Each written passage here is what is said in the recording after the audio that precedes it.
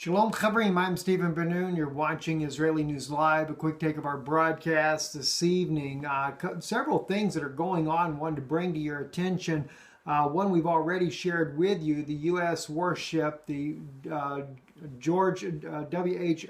Bush, anchored off the coast of Israel, right off of Haifa right there. This is one of the super carriers. It uses two nuclear-powered engines on this particular carrier. What's really interesting, though, this carrier here has really got a lot of Syria's allies nervous in the region there. And in fact, it was from this very carrier that the Sukhoi 22, the Syrian-owned Sukhoi 22, or the Su-22, was shot down over Raqqa. As we already know, Russia has stated that any of the U.S. coalition forces that are flying west of the Jordan River would be considered targets, which I kind of find it interesting because the ship has been moved to the Mediterranean to still carry out these exercises, which would be naturally west of the Jordan River. We also know that President Trump's administration have also stated that they would hold Russia responsible for any possible chemical weapons attack that may be carried out by Syria's President Bashar al-Assad, which definitely puts Russia right in the crosshairs of no doubt a global conflict if that were to happen. I don't think that President Bashar al-Assad will be using chemical weapons, but you know, the proxies that are fighting out there, not the ones that are allied to Assad, but those that are allied with other coalitions, we might say, no doubt may very well do just exactly that. And this is another interesting story here. You probably got a nice media blackout in America, though. In fact, if I say the name Seymour, well, blank, blank, Hirsch, this video may be blanked out as well. You may not see that on your screen very well because I notice when we use our iPhone for the quick takes, it doesn't come out as clearly on the screen and behind. But an article that came out on a German newspaper about Seymour Hirsch, he brings out an overwhelming amount of evidence that debunks the idea that Bashar al-Assad used chemical weapons on his own people back on April the 4th. In fact, pretty much ludicrous when it comes to it.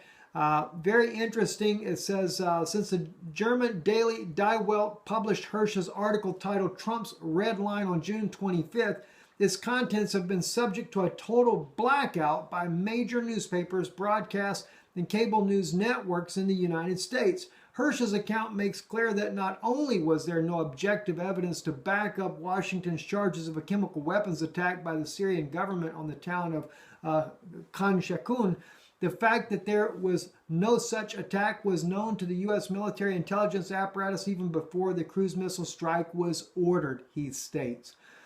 Well, they did a blackout. You never know. Israeli news may challenge that blackout and tell the rest of the world the truth in America on national television.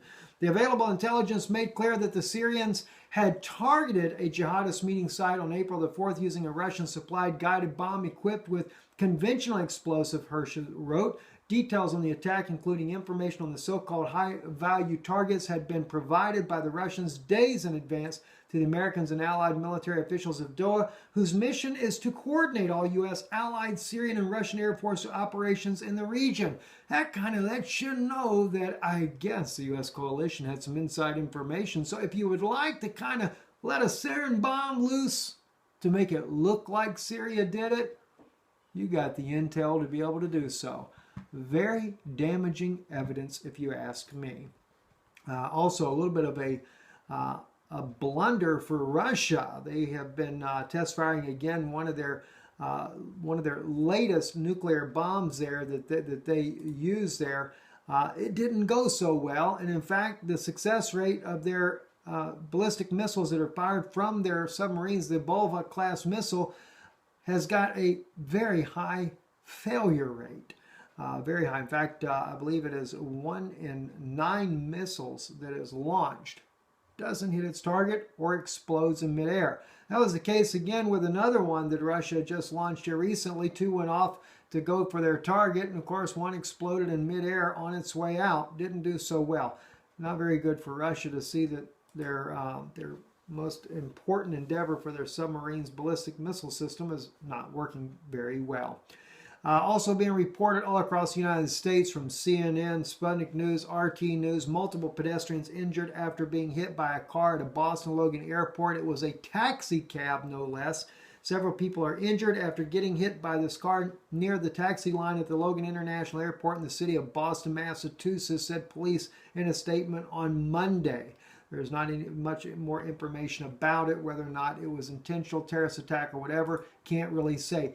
Ron Paul also, he is concerned that we are headed towards a police state, well, martial law, actually. Listen to what Ron Paul has to say here. On to the militarization of the police force, and in combination, with the federal government. And that means that the stage is further being set for martial law. And we have generals in charge of the Department of Homeland Security.